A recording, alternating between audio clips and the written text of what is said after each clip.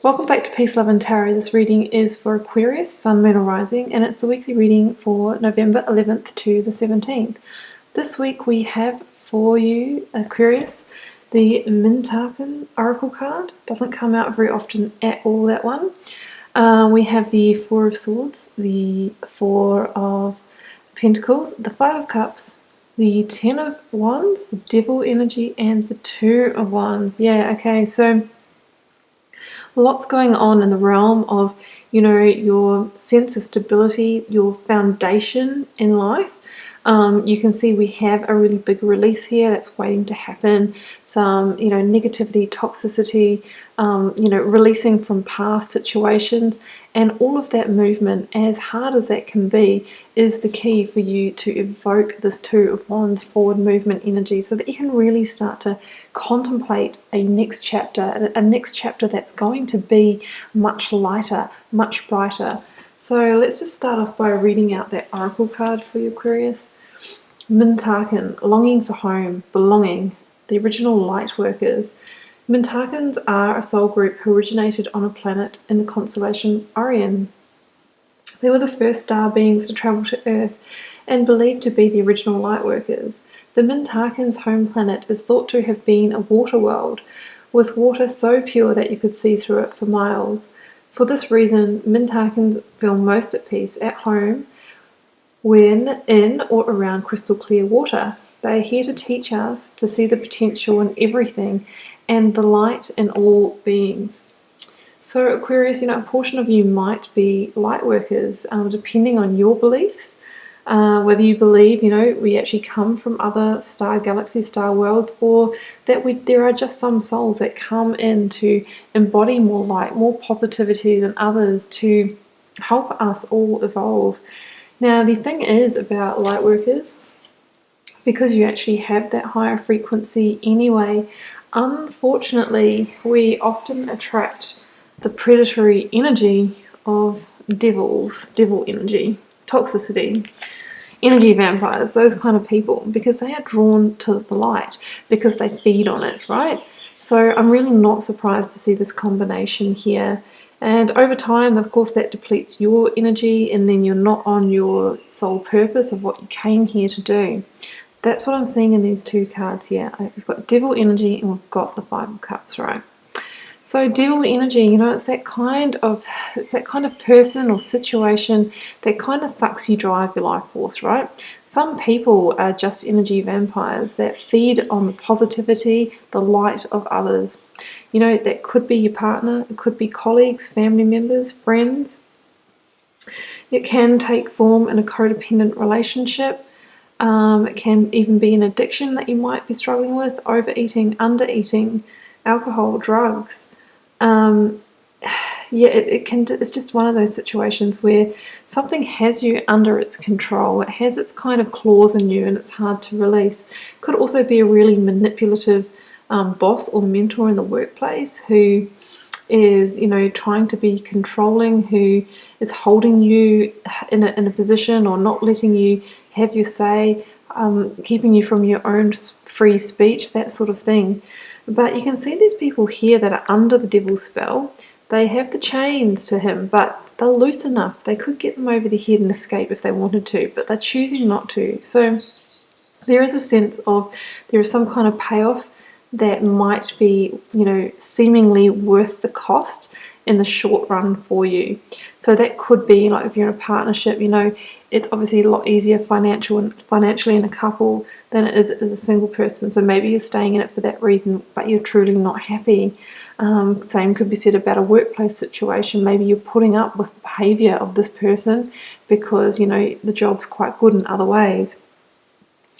The bad thing though is with that devil energy is that it does hold us stuck. It can hold us in a state of negativity. This person here is shrouded in this cloak of grief, of sadness, of negativity, maybe even depression, because you're not being your light body self. You're not being the person that you came here to be. And when we are stuck and stagnate and in that toxic energy, we miss the opportunities that really are there for us right behind. We don't see them because we're blinded by the hypnotism of this devil energy. So, it's really ready for you to release that, Aquarius, if you can this week. You're being asked to find that power. When I saw this combination, the words that went through my head was release then rest. Release and rest. I might even call this video that. I mean, the Ten of Wands is about you being so ready to release this weight from your life, this burden, this extra responsibility, this negativity, this toxicity that's weighing on you, like this whole big bunch of sticks here. At a number 10, it's ready for you to put them down because they're clouding your vision. Clouding your vision, keeping you looking down at the past, at the negativity, and, stopping you from being able to be like this person in the Two of Wands who can see a full horizon of possibility open for them. That's what you're going to see when you put this situation down, when you cut yourself free from it. I mean, I think you've been able to go about your everyday life, as in going from A to B, work to home, doing your normal things, but that's your well-worn path. You've been on autopilot. Once you put down these wands, you'll be able to see, wow, there's actually all these other paths I could walk, but I couldn't see them because not only was I, I was under the spell of this devil energy. It's like you didn't have the energy to even explore other opportunities. I think if you can allow yourself to move away from that situation or to end it, have that difficult conversation, leave that job, work out what you're going to do with that relationship, I think then there will definitely be a period of rest and recovery required. We also see the link to the Three of Swords here, which may indicate there could be some healing that needs to occur. Some of you might experience a bit of heartbreak or grief, sadness or sorrow, but just know that it is a temporary pain for longer term gain, rather than staying in a sort of a lower level toxicity for a long time that's keeping you from, receiving the gifts that the universe wants to bring to you. Use that time this week to, reformulate a new battle plan.